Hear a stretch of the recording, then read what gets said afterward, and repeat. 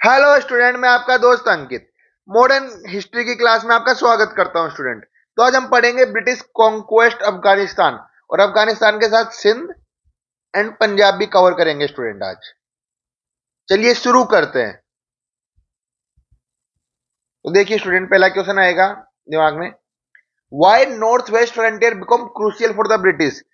The East India Company increasingly focused on the north west region due to the rising geopolitical threat and strategic competition European power. अब देखिए, हम लोग 19th century की बात कर रहे हैं स्टूडेंट। तो ऊपर से रसिया का खतरा था हमारे को, मतलब हमको नहीं, ईस्ट इंडिया कंपनी को। और इधर फ्रेंच पावरफुल हो रही थी। तो ये वाली जो बाउंड्री लाइन थी ना, हमें सिक्योर करनी जरूरी थी।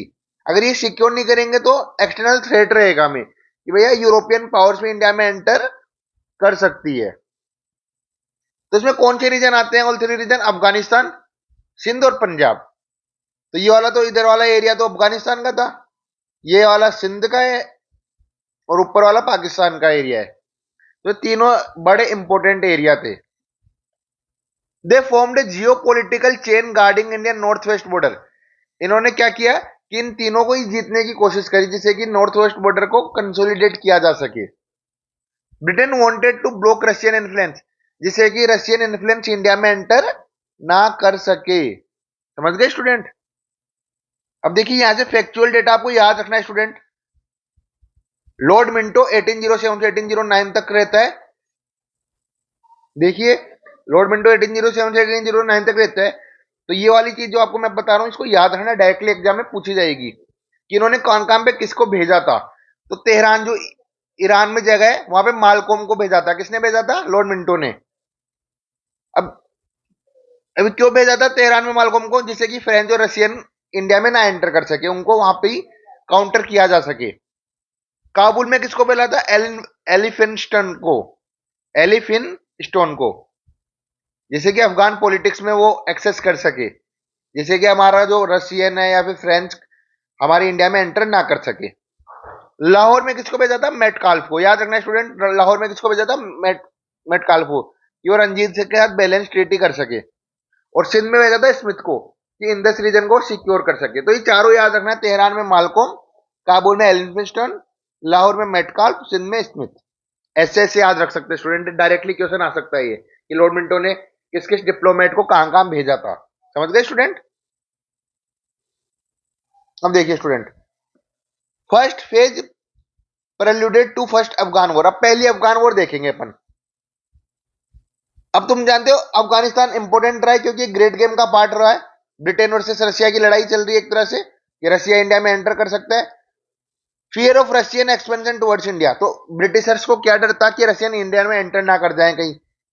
अफगानिस्तान यूजफुल स्ट्रेटेजिक बफर, क्योंकि अफगानिस्तान को ये जो बफर यूज करना था इन्हें, टू प्रिवेंट फ्यूचर इन्वेंशन की इंडिया में कोई एंटर ना कर सके। तो अफगानिस्तान का बहुत बड़ा रोल था। अब अफगान का रूलर कौन हुआ करता था उस टाइम पे? दोस्त मोहब्बत। याद रखना कौन होता था? दोस्त मोहम्मद। अब उसने क्या किया था? रशियन की और ईरान की हेल्प ले रहा था ब्रिटिश के खिलाफ। किसकी हेल्प ले रहा था? रशियन और ईरान की। मतलब आप उन्हीं के दुश्मन से हेल्प ले रहे हो। तो यहाँ पे ब्रिटिश ईस्ट इंडिया कंपनी को ये चीज पसंद आएगी क्या स्टूडेंट? बिल्कुल पसंद नहीं आएगी। तो ये डिप्लोमेसी थी। तो मैंने बता ही दिया अफगानिस्तान में किसको भेजा गया था। माउंट स्टैंट एलिफिंस्टन काबुल में भेजा गया था। ये चीज मैं बता चुका हूं आपको। अब देखिए आगे, 1839 में क्या होता है? एक बंस को भेजा जाता है, बंस मिशन बोलते हैं उसको, याद रखना स्टूडेंट, बंस मिशन 1839 में। कौन भेजता है? लॉर्ड ऑकलैंड, काबुल में, as a diplomatic mission to pursue Dost Mohammad to break ties with the Russian. कि भैया दोस्त मोहम्मद को समझाया जाता है कि आप रशियन के साथ अपने रिश्ते तोड़ दो और हमारे साथ दोस्ती कर लो। कौन समझा रहा है? ब्रिटिश ईस्ट इंडिया कंपनी, जिसमें भी लॉर्ड ऑकलैंड किसको भेजते हैं? बंस को। Dost Mohammad wanted British support again. तो दोस्त मोहम्मद बोलता है ठीक है, मैं तोड़ दूंगा रशिया के साथ रिलेशन, मुझे कोई प्रॉब्लम नहीं है, बट आपको मेरी हेल्प करनी पड़ेगी रंजीत सिंह के खिलाफ। अब रंजीत सिंह स्टूडेंट बहुत पावरफुल थे इस टाइम पे, तो उनको हराना इतना नहीं था। तो ब्रिटिश मना कर देते हैं, बोला हम उनके साथ रिश्ते खराब नहीं करेंगे। तो यहीं से बोलते हैं फेलियर हो जाता है बंस मिशन का, और ट्रिगर होती है फर्स्ट एंग्लो अफगान वॉर। अब समझ गए first Anglo Maratha, first Anglo Afghan war क्यों हुई है? क्योंकि बंस मिशन गया वहां पे, उन्होंने बोला दोस्त मोहम्मद को भैया आप रशियन के साथ अपने रिश्ते तोड़ दो। तो दोस्त मोहम्मद ने क्या बोला कि आप हमारे रंजीत सिंह के खिलाफ लड़ाई करने में हेल्प करो। तो ब्रिटिशर्स ने मना कर दिया और इसी से क्या ट्रिगर हुई, फर्स्ट एंग्लो अफगान वॉर। समझ गए student, first Anglo Afghan war. अब देखिए इसमें कैसे कैसे था स्टूडेंट। तो फर्स्ट एंग्लो अफगान वॉर में 1839 से 42 तक चलती है। इसमें कौन कौन सी पार्टी थी? एक साइड था अफगानिस्तान, जिसका कौन था रूलर? दोस्त मोहम्मद। कौन था स्टूडेंट? दोस्त मोहम्मद। दूसरी साइड ट्राई पार्टी अलायंस बनी थी, 3 पार्टी की, जिसमें ईस्ट इंडिया कंपनी थी वन साइड पे, सेकंड साइड पे पंजाब था रणजीत सिंह, और थर्ड पे जो एक्स किंग हुआ करता था अफगानिस्तान का, शाह सुजा, वो भी इनके साथ मिल गया था, क्योंकि शाह सुजा को अपनी गद्दी वापस चाहिए थी। क्या चाहिए थी? अपनी गद्दी वापस चाहिए थी, इसलिए इनके साथ मिलकर वो लड़ाई करता है। और रिजल्ट क्या था? अफगानिस्तान यहाँ पे हार जाता है स्टूडेंट, क्योंकि जाहिर सी बात है, 3 इतनी अच्छी पार्टी मिलकर अगर एक अफगानिस्तान को हराएगी तो हारे गई। तो नया राजा कौन बनता है? शाह सुजा को राजा बना दिया जाता है, बट लोगों को वो पसंद नहीं आता बिल्कुल भी। जब लोगों को शाह सुजा बिल्कुल पसंद नहीं आता तो लोग आंदोलन कर देते हैं, रिवोल्ट हो जाता है और दोस्त मोहम्मद को वापस से राजा बना दिया जाता है। समझ में आया? यहाँ पे अफगानिस्तान हारा, शाह सुजा को राजा बनाया, लोगों को पसंद नहीं आया, रिवोल्ट हुआ, रिवोल्ट के कारण दोस्त मोहम्मद को वापस राजा बना दिया जाता है।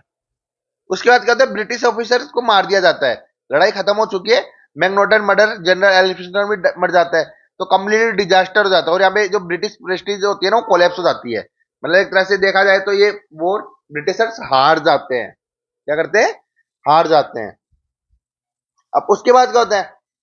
अफगानिस्तान आफ्टर 1842 दोस्त मोहम्मद रूलर बनता है, पॉलिसी ऑफ मास्टर इनएक्टिव। अब यहाँ पे उनका यही रहता है कि वो ज्यादा वो नहीं करते हैं, मतलब अब फिर 1863 में वैक्यूम हो जाता है, मतलब मौत हो जाती है दोस्त मोहम्मद की, और पूरा वैक्यूम आ जाता है, मतलब खाली। फिर नया रूलर आता है शेर अली रिकॉग्नाइज। और यहाँ पे ब्रिटिशर्स की पॉलिसी क्या होता है? नॉन इंटरफेरेंस की। बोला हम आप कुछ इंटरफेरेंस नहीं करेंगे अफगानिस्तान में, एकदम शांति रहती है तब तक, क्योंकि इस टाइम पे वो सिंध और फिर पंजाब में एनेक्सेशन करते रहते हैं, इसलिए यहाँ पे क्या हो जाती है? अफगानिस्तान में शांति स्टूडेंट्स। अब आती है बारी लॉर्ड लिंटन की। 1876 में कौन होता है गवर्नर जनरल या viceroy? Lord Lytton. Shift from non interference to intervention. भैया इन्होंने तो नॉन इंटरफेरेंस की पॉलिसी अपनाने के लिए बोला था, किसने बताइए? जॉन लॉरेंस ने। लेकिन यहाँ पे आप क्या करते हैं? ये लोग इंटरफेयर करना स्टार्ट कर देते हैं। शेर अली लीन मोर टुवर्ड्स रशिया। अब क्यों करते हैं? क्योंकि भैया जो शेर अली था वो भी रशिया की साइड जा रहा था। अब रशिया की साइड जा रहा था, अब रिजेक्टेड ब्रिटिश ट्रीटी, उसने रिजेक्ट कर दी थी ब्रिटिश की ट्रीटी को, और जो ब्रिटिश के डिप्लोमेट्स थे काबुल में उसको भी भगा दिया था। तो देखिए ये क्या हुआ? इंटरफेरेंस, क्योंकि शेर अली ने रशिया की तरफ जाना स्टार्ट कर दिया और ब्रिटिश ट्रीटी को भी मना कर दिया, और जो ब्रिटिश का डिप्लोमेट्स था काबुल से उसको भी हटा दिया। रिजल्ट क्या हुआ? British invasion of Afghanistan. British ने क्या किया? इन्वेजन कर दिया अफगानिस्तान के ऊपर। जो राजा था शेर अली, उसको भागना पड़ा और फिर बाद में मारा गया वो। फिर यहाँ पे इंपॉर्टेंट होती है ट्रीटी ऑफ गंडमक। क्या होती है? Treaty of Gandamak. ये किस किस के बीच में होती है स्टूडेंट? ये ब्रिटिशर्स और याकूब खान। याकूब खान कौन था? शेर अली का बेटा था। याकूब खान और कौन था? शेर अली का बेटा। इसके बीच में, ब्रिटिशर के बीच में ट्रीटी ऑफ गंडमक होती है स्टूडेंट। ब्रिटिश को एक्सटर्नल कंट्रोल मिल जाता है अफगान फॉरेन अफेयर के ऊपर पूरा। क्या मिल जाता है? एक्सटर्नल कंट्रोल मिल जाता है अफगान फॉरेन अफेयर के ऊपर।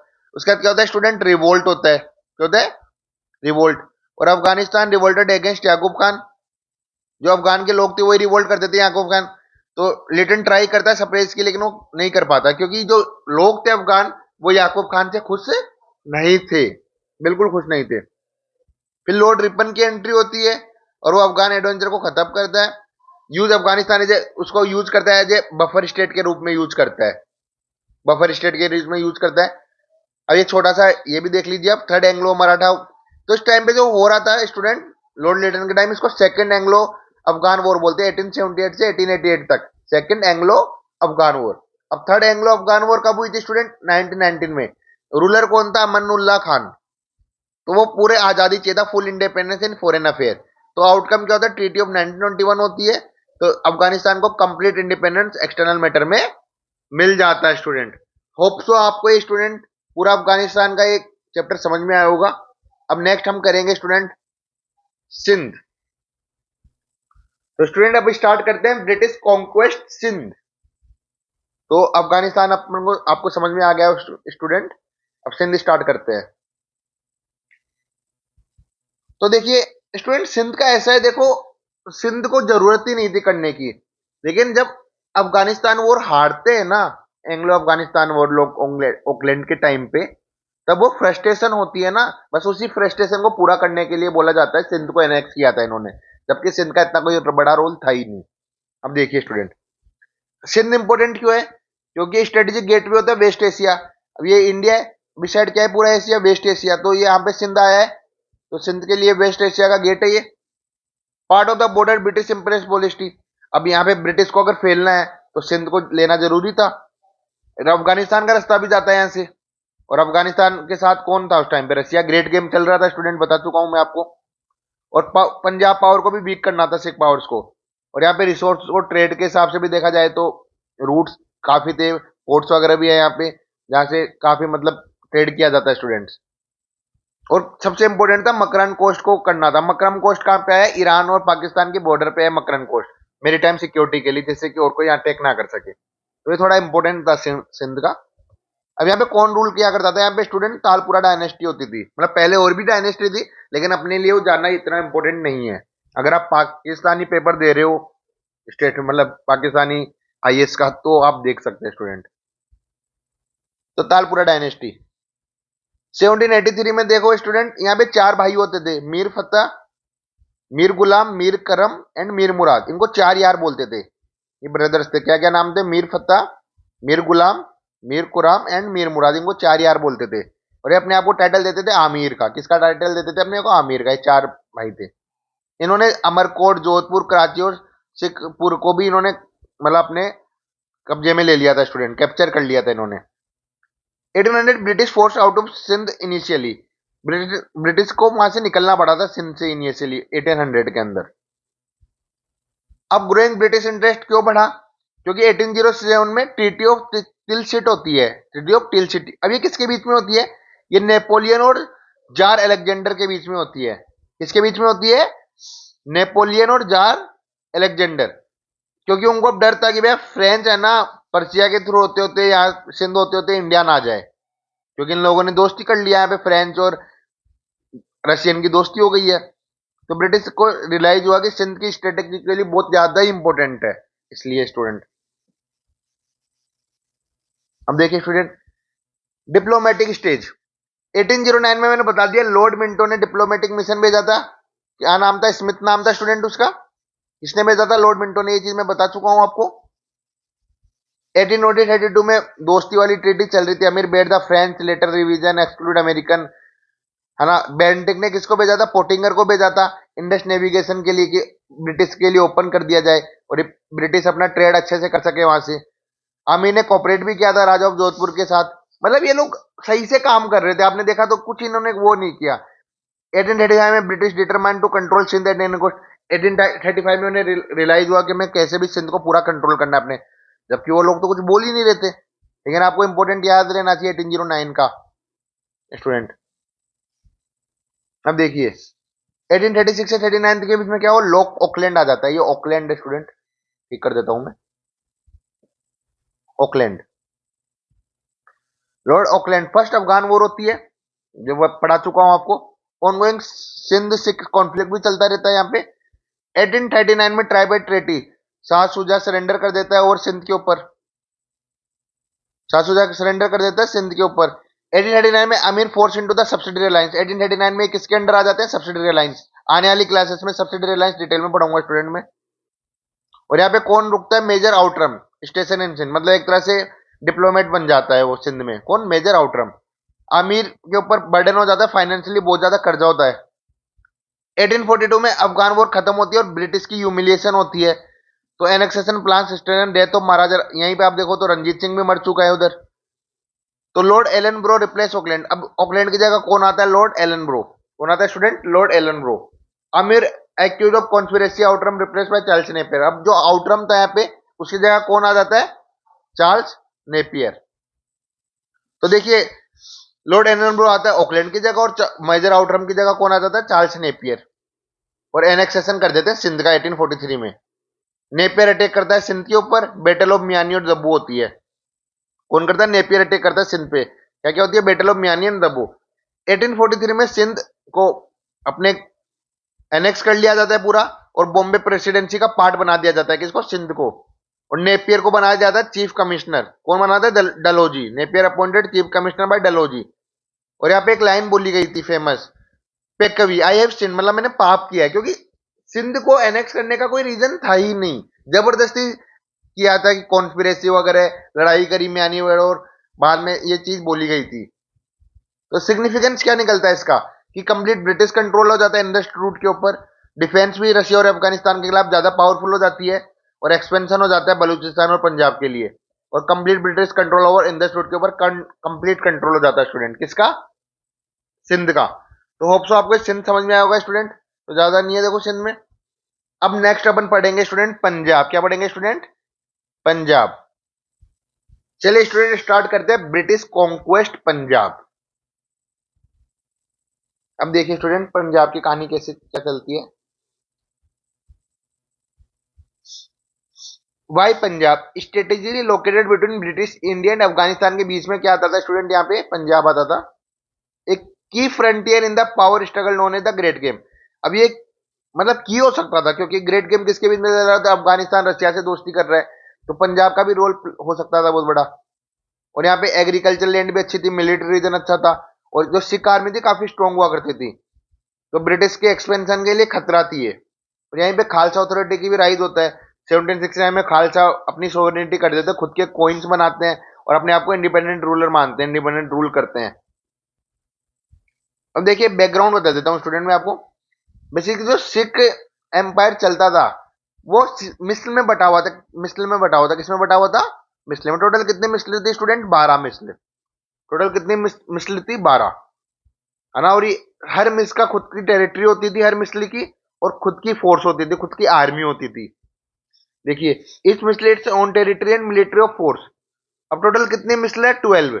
कौन कौन सी, आलूवालिया, बांगी, दल्लेवालिया, फजलपुरिया, कन्हैया, क्रोंगिया, नकई, निशानिया, फुलाकिया, रामगरिया, शुक्राचार्य और शहीद। और सबसे ज्यादा अपन कौन सी वाली मिसल पढ़ने वाले स्टूडेंट, शुक्र चाकिया। समझ गए स्टूडेंट। तो अपन महाराजा रंजीत सिंह के बारे में पढ़ेंगे। तो ये कौन सी मिसली से बिलोंग करते थे, शुक्र चाकिया मिसली से बिलोंग करते थे। बिलोंग टू द शुक्राचार्य मिस which later become dominate under Ranjit Singh. इन्होंने डोमिनेट किया पंजाब के ऊपर, पंजाब को यूनिफाई किया अपने पॉलिटिकल कंसोलिडेशन के थ्रू, पूरे पंजाब को एक किया। 1799 में इन्होंने एडोप्टेड ब्लड आयरन पॉलिसी के लिए, जिसे टेरिटरी को फैलाया, और मिलिट्री एक्शन को भी मतलब वो किया कि सबको हराया इन्होंने इस टाइम पे। रिकॉग्नाइज बाय द जमन शाह दुरानी, अफगान रूलर ने भी रिकॉग्नाइज किया था इनको कि भैया इनकी लेजिटिमेसी बड़ी स्ट्रॉन्ग है, मतलब काफी पावरफुल रूलर है। और इन्होंने पॉलिटिकल कैपिटल कहां बनाया था, लाहौर में, और स्पिरिचुअल कैपिटल अमृतसर में। याद रखना स्टूडेंट, इनका पॉलिटिकल कैपिटल कहां था, लाहौर, और स्पिरिचुअल कैपिटल कहां था, अमृतसर में स्टूडेंट। अब एडमिनिस्ट्रेटिव फीचर क्या थे, promoted religious coexistence and tolerance. ये रिलीजियस में बिलीव करते थे। और इनका की ऑफिशियल भी देखिए कैसे थे, जो फकीर अजीजुद्दीन था मुस्लिम, और दीवान दीनानाथ हिंदू, मतलब हिंदू मुस्लिम दोनों इनके टेरिटरी में काम कर रहे हैं, जो की ऑफिशियल्स मतलब बड़े पद के ऊपर थे। एक तरफ मुस्लिम भी था, दूसरी तरफ हिंदू भी था, इसलिए बोला जाता है religious coexistence and tolerance king थे। Administrative features, French influence establish है अरेशनल फैक्ट्री। अरेशनल फैक्ट्री क्या होती है, जिसमें गोला बारूद की फैक्ट्री भी लगाई थी लाहौर में, किसकी मदद से, यूरोपियन ऑफिसर्स की मदद से इन्होंने। और इन्होंने क्या क्या काम किया है, इन्होंने हरमिंदर साहिब गोल्डन टेम्पल को भी ठीक करवाया था। गोल्डन टेम्पल को जो ब्यूटिफिकेशन था अमृतसर में है, अब जानते हैं, उसको भी रिपेयर करवाने का काम इन्होंने किया है स्टूडेंट।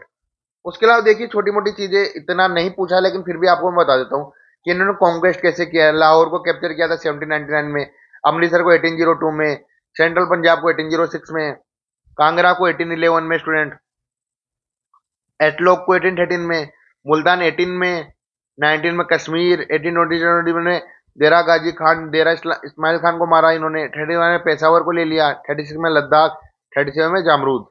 तो ऐसे करके इन्होंने इसको कैप्चर किया था स्टूडेंट। आगे देखिए स्टूडेंट, अब ये चीज मैं बता चुका हूं, जब ट्रीटी ऑफ अमृतसर होती है 1809 में, तो हमारे लॉर्ड मिंटो साहब ने किसको भेजा था, मेटकाल्फ को। किसको भेजा था, मेटकाल्फ को। British recognize Ranjit Singh sovereignty, British ने मान ली थी कि भैया रंजीत सिंह सोवरेन राजा है, हमें कोई प्रॉब्लम नहीं है। लेकिन अब एक ट्रीटी होती है स्टूडेंट, ट्रीटी ऑफ अमृतसर, ये याद रखना, ट्रीटी ऑफ अमृतसर। तो मैं बता देता हूँ, जैसे मान लो ये नदी जा रही है, कौन सी नदी है स्टूडेंट? सतलज, ये सतलज नदी है। मैं इसी से बना देता हूँ स्टूडेंट, ये सतलज नदी है, सतलज। तो उन्होंने बोला कि जो पंजाब रहेगा वो इसके वेस्ट में रहेगा, पूरा किसमें रहेगा? वेस्ट में। और इसके ईस्ट में कौन रहेगा? ईस्ट इंडिया कंपनी रहेगी इसके ईस्ट में। तो ये किसमें हुआ था? ट्रीटी ऑफ अमृतसर में ये चीज डिसाइड की गई थी स्टूडेंट, कि भैया सतलज के वेस्ट में आप रहोगे और ईस्ट में हम लोग रहेंगे सतलज के। समझ गए स्टूडेंट? उसके अलावा 1835 में ट्रीटी विद विलियम बेंटिक के साथ होती है, दोस्ती वाली ट्रीटी होती है, फ्रेंडशिप ट्रीटी बोलते हैं इसको। और 1838 में आपने ऑलरेडी देखा था, जब अफगानिस्तान से लड़ाई हुई थी, तो रणजीत सिंह ने किसकी मदद करी थी? ईस्ट इंडिया कंपनी की मदद करी थी, British. Ranjit Singh Shah Shuja during the first Anglo Afghan war, एम रेट्रोलिंग शाह सूजा को राजा बनाया था, लेकिन लोगों को पसंद नहीं आया था, तो उन्होंने दोस्त मोहम्मद को फिर से राजा बनवाया था। और यहाँ पे एक तरह से देखा जाए तो ब्रिटिशर्स हार गए थे फर्स्ट एंग्लो अफगान वॉर। समझ में स्टूडेंट? अब देखिए डिक्लाइन कैसे हुआ रणजीत सिंह का। 1839 में क्या होता है, महाराजा रणजीत सिंह की डेथ हो जाती है। क्या हो जाती है स्टूडेंट? डेथ हो जाती है। उसके बाद वो डिक्लाइन क्यों जाता है? क्योंकि फाइनेंशियल क्राइसिस आ जाता है, heavy expenditure on army and administration, बहुत खर्चा होता है आर्मी के ऊपर, उनके एडमिनिस्ट्रेशन के ऊपर। रेवेन्यू भी डिक्लाइन हो जाता है, क्योंकि इनस्टेबिलिटी, अब राजा नहीं रहा तो स्टेबिलिटी कहां से आएगी? फिर वहीं रूलर्स के बीच में आपस में लड़ाई होती रहती है, फैक्शनलिज्म होता है, मतलब बेटों के बीच में कौन राजा बनेगा। तो यहाँ पे आर्मी डोमिनेंस होता है, खालसा आर्मी बिकम पावरफुल और अनकंट्रोल डिमांड हायर पे, उनको भी ज्यादा पैसा देना पड़ता है। तो इस कारण जैसे रणजीत सिंह की डेथ हुई तो काफी प्रॉब्लम हुई थी, डिक्लाइन होना स्टार्ट हो गया था सिख एम्पायर। अब यहाँ पे सक्सेशन वॉर चलती है स्टूडेंट, क्या चलती है? Succession war. तो देखिए, चार बेटे होते हैं, खड़क सिंह जो वीक रूलर माना गया, नौनिहाल जो मतलब मिस्टीरियसली मर गया, मतलब नहीं पता किसने मारा कैसे मरा, शेर सिंह को भी एसेंस कर दिया गया, मार दिया गया। फिर दलीप सिंह थे जो माइनर थे, तो उनको राजा बनाया जाता है। किसको बनाया जाता है? दलीप सिंह को, जो माइनर थे, माइनर मतलब छोटे। तो उस टाइम पे रानी जिदान थी ना, वो गार्डियन बनती है। और एक तरह से देखे तो रियल पावर किसके हाथ में गई? रानी जिदान, क्योंकि दलीप सिंह तो माइनर है, तो रानी जिदान अपने अकॉर्डिंग डिसीजन लेती है। अब क्या थी सिचुएशन पंजाब में 1843 में? तो Major Broadfoot 18 appointed East India Company agent. Punjab में कौन आता है? Major Broadfoot. Highlighted rising administrative political issue in Punjab, वो बताता है ईस्ट इंडिया कंपनी को कि भैया यहाँ पे तो बड़ा रायता फैला हुआ है, यहाँ पे तो आपस में ही लड़ाई झगड़े चल रहे हैं, कि मारे जा रहे हैं, फिर जो राजा बना है वो भी माइनर है, राजनीति जिदान चला रही है। Role of raja acted de facto ruler थे। डिफेक्टो रूलर मतलब कि राजा तो कोई और है, लेकिन असली पावर किसके हाथ में है? रानी जिदान के हाथ में है, क्योंकि दलीप सिंह क्या था? माइनर था।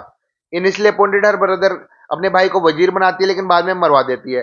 और फिर नया वजीर कौन बनता है? लाल सिंह। और तेजा सिंह बनता है कमांडर ऑफ आर्मी, और वजीर कौन बनता है? लाल सिंह। तो ये दोनों बड़े इंपॉर्टेंट रोल थे, लाल सिंह और तेजा सिंह। यहाँ पे टेंशन बढ़ती है इनके बीच में, ब्रिटिश मूवमेंट ओवर सतलज। अब होता क्या है, देखिए स्टूडेंट, कि आपको पता है ना, अमृतसर की ट्रीटी हुई थी 1809 में, उसके अंदर क्या बोला गया था कि जो नदी है सतलज, उसके वेस्ट में रहना है, आपको इस साइड नहीं आना, और इस साइड हम रहेंगे। तो पॉलिटिकल ब्रिटिश क्या करते हैं ना, मैं बता देता हूँ स्टूडेंट, ये जैसे नदी है, तो ब्रिटिशर्स यहाँ पहुंच जाते हैं, यहाँ पे ईस्ट इंडिया कंपनी पहुंच जाती है, और यहाँ पे मतलब कुछ भी, मतलब एक्टिविटी करती है, लाइक अपनी आर्मी की ड्रिल करवा लेती है, तो ऐसे एक्टिविटी करती है ना, एक तरह से मतलब बोलते हैं ना कि उत्साह रही है उनको, किसको? सिक्स को, पंजाब को, जिससे कि ये कुछ करे, और ये जैसे कुछ करेंगे तो ट्रीटी टूटेगी और फिर ये युद्ध हो जाएगा। तो British movement over Sutlej seen as provoke, provoke करती है उनको। सिख आर्मी क्रॉस करती है सतलज, यहाँ से सतलज को क्रॉस करती है, और यहीं से डायरेक्ट कन्फर्मेशन आ जाता है। इसी को बोला जाता है फर्स्ट एंग्लो सिख वॉर। क्या बोला जाता है student? First Anglo Sikh war, जो कब से कब तक चलती है? 1844 से 46 तक चलती है, और दूसरी कब होगी? 48 से 49 के बीच में होगी। Event leading to first Anglo Sikh war. 1844 में कौन होता है? लॉर्ड हार्डिंग होता है, जो गवर्नर जनरल होता है। 1845 में बैटल बिगिन होती है sir Hugh Gough and Lal Singh और तेजा सिंह के बीच में, और commit riches act weakening Sikh side and Punjab defeated. मतलब एक तरह से ये लाल सिंह और तेजा सिंह एक तरह से धोखा दे देते हैं, है ना, धोखा देते हैं, तो सिख क्या होते हैं? वीक हो जाते हैं, और पंजाब को यहाँ पे हार का सामना करना पड़ता है। घर अपनों ने लूटा गैरों में कहां दम था, हमारी कश्ती वहां डूबी जहां पानी कम था। तो इन्होंने अपने ही लोगों को डुबा दिया ना, लाल सिंह और तेजा सिंह ने। फिर यहाँ पे मेजर बैटल होती है बैटल ऑफ सोवारन। क्या होती है? बैटल ऑफ सोवारन, फरवरी 1846 में होती है स्टूडेंट ये। डिसीजिव बिटी of the Sikh in the first Anglo Sikh war में, मतलब सिख्स हार जाते हैं फर्स्ट एंग्लो सिख वॉर, क्योंकि लाल सिंह तेजा सिंह धोखा दे देते हैं। यहाँ पे ट्रीटी ऑफ लाहौर होती है। क्या होती है स्टूडेंट? Treaty of Lahore. उनको बोला जाता था टेरिटरी जो साउथ ऑफ सतलज की टेरिटरी थी वो ब्रिटिश को देनी होती है। साथ में वॉर इंडेनिमिटी देना होता है 1.5 करोड़। कितना ज्यादा स्टूडेंट? 1.5 करोड़। साथ में वो कश्मीर को क्या करते हैं? गुलाब सिंह को बेच देते हैं, क्योंकि ये बोलते हैं अगर इतना पैसा नहीं दे पाओगे तो कश्मीर हमें दे दो। और कश्मीर को वो क्या फिर पैसा निकालने के लिए गुलाब सिंह को बेच देते हैं। फिर आगे जानते हैं ना, वही डायनेस्टी रूल करती है उनपे, जो आपने पढ़ा भी होगा इस कश्मीर के बारे में। Henry Lawrence appointed British resident बनाए जाते हैं लाहौर में। कौन बनता है? Henry Lawrence. दलीप सिंह को एज ए रूलर माना जाता है, लेकिन वो माइनर थे। रानी जिदान को गार्डियन बना दिया जाता है। और लाल सिंह को अभी भी वजीर बनाया जाता है, रिनेम्ड वजीर लाल सिंह को। समझ गए स्टूडेंट? अब यहीं पे एक और ट्रीटी होती है जिसको बोलते हैं ट्रीटी ऑफ भारी वॉल। कश्मीर ट्रांसफर किया जाए गुलाब सिंह को, not accepted by Sikh chief. Sikh chief को ये बात पसंद नहीं आती, तो लाल सिंह जिन्होंने पहले धोखा दिया था वही अब रिवोल्ट कर देते हैं। किसके खिलाफ? ईस्ट इंडिया कंपनी के खिलाफ रिवोल्ट करते हैं। क्यों? क्योंकि ये जो कश्मीर दिया गया गुलाब सिंह को, ये बात उन्हें पसंद नहीं आती। तो इस कारण इंस्टेबिलिटी थे। ब्रिटिश इम्पोज ए स्ट्रिक्टर कंट्रोल। अब क्या क्या टर्म्स होते हैं कि रानी जिदान को परमानेंटली रिमूव कर दिया जाता है और पेंशन पे 40,000 साल के पेंशन पे बनारस भेज दिया जाता है, 40,000 रुपए मिलेंगे। और रिवोल्ट को भी सप्रेस कर दिया जाता है। अब administrative power vested 8 Sikh chief plus British resident के हाथ में आ जाती है। British resident station permanently Dalip Singh के कोर्ट में रहता है अंटिल बिकॉम मेजर, जब तक वो बड़े राजा नहीं बन जाते, मतलब मेजर बड़े नहीं हो जाते। अब Punjab under British supervisory control था 1846 से 48। हेनरी लॉरेंस एडमिनिस्ट्रेशन था। आपको मैंने बता दिया हेनरी लॉरेंस को बना दिया जाता है British resident. After 1846 Punjab was placed under the supervision था हेनरी लॉरेंस में। सिख चीफ, लेकिन सिख चीफ को ये बात पसंद नहीं आती। वो उनको ऐसा लगता है कि हमारी बहुत ह्यूमिलिएट हो रहे हैं, बेइज्जत हो रहे हैं, तो फिर वो इंटरनल अफेयर्स में इंटरफेयर करते हैं। और इसी के कारण क्या होता है? रिसेंटमेंट इनस्टेबिलिटी आ जाती है और वापस से फिर सेकंड एंग्लो सिख वॉर देखने को मिलेगी हमको। यहाँ से क्या मिलेगी student? Second Anglo Sikh war. तो देखिए स्टूडेंट, अब क्या होता है? अब मुल्तान की कहानी आती है 1848 में, जो इमीडिएट कोच माना जाता है। वो सारे रीजन तो थे ही कि लोगों को पसंद नहीं आ रहा था, लेकिन एक इमीडिएट कोच होता है ना, तुरंत उसके कारण लड़ाई क्या हुई थी देखिए। लॉर्ड डलहौजी ने न्यू ब्रिटिश ऑफिसर को भेजा था मुल्तान में रेवेन्यू असिस्टेंट के लिए। किसके लिए भेजा था? रेवेन्यू असिस्टेंट के लिए। किसने भेजा था? लॉर्ड डलहौजी ने। They were killed by soldier of Mulraj. जो मूलराज के सोल्जर थे, मूलराज कौन था? गवर्नर था मुल्तान का। मूलराज कौन था? Governor of Multan. उसके सोल्जर ने उनको मार दिया। British reaction, Sher Singh and Sikh noble was sent to suppress Mulraj. Sher Singh को भेजा गया जो एक सिख का नोबल था मूलराज को दबाने के लिए। Instead Sher Singh join Mulraj. उसने क्या किया? शेर सिंह को ही जाके ज्वाइन, शेर सिंह ने है ना मूलराज की फोर्स ज्वाइन कर ली, है ना। इन्होंने भेजा तो दबाने के लिए था, लेकिन शेर सिंह ने ज्वाइन कर ली मूलराज की force. Why Mulraj revolted, he was to be replaced by Kahn Singh felt insulted and threaten. अब मूलराज ने रिवोल्ट किया क्योंकि इसको रिप्लेस किया गया था काहन सिंह से। Local unrest, anti British sentiment added fuel. अब जो एंटी ब्रिटिश तो वो थी कि उन्होंने हमारे पूरे राज्य को जीत लिया, तो वो मतलब बहुत ह्यूमिलिएट तो थे ही। और लेकिन तो डलहौजी ने देखा perfect justification full annexation Punjab, और डलहौजी को दिख गया कि अब तो पूरा एनेक्सेशन पंजाब का करना ही पड़ेगा। और यहीं से सेकंड एंग्लो सिख वॉर होती है 1848 से 49 स्टूडेंट। और इसमें कुछ लड़ाई होती है जिसको याद रखना है आपको। बैटल ऑफ रामनगर 1848 में होती है, जिसमें सर यू रोज लड़ते हैं। इसका कोई आउटकम आया नहीं स्टूडेंट। फिर होती है बैटल ऑफ चिल्लनवाला, जिसमें हैवी कैजुअलिटी होती है both side. One of the bloodiest battle थी ये, मतलब बहुत लोग मरे थे दोनों साइड से स्टूडेंट इसके अंदर, बैटल ऑफ चिल्लनवाला। फिर होती है battle of Gujarat. British force under Charles Napier task decisive British victory. यहाँ से कौन जीत जाता है?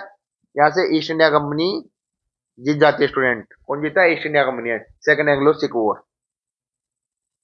अब देखिए स्टूडेंट, यहाँ से फॉल ऑफ सिख पावर होते हैं 12 मार्च 1849। सिख सरेंडर एट रावलपिंडी में सिख सरेंडर कर देते हैं। और रियल में उस दिन है ना एक स्लोगन गाया जाता है कि आज रणजीत सिंह मारा गया, मतलब फाइनली पंजाब खत्म हो गया। क्योंकि रियल में रणजीत सिंह आज मरा है ऐसा बोला जाता है, क्योंकि पावर ही खत्म हो गई ना। जब तक रणजीत सिंह थे तो ब्रिटिश कुछ कर ही नहीं पाए थे। और 1849 में एनेक्सेशन ऑफ पंजाब हो जाता है, पूरी तरह से ब्रिटिश के हाथ में आ जाता है पंजाब। अब दलीप सिंह का क्या होता है? दलीप सिंह को है ना भेज दिया जाता है लंदन पेंशन के ऊपर। कहाँ भेज दिया था? लंदन। और जो कोहिनूर डायमंड होता है जो ब्रिटिश ले लेते हैं और वो क्वीन विक्टोरिया के दे देते हैं कोहिनूर डायमंड स्टूडेंट्स।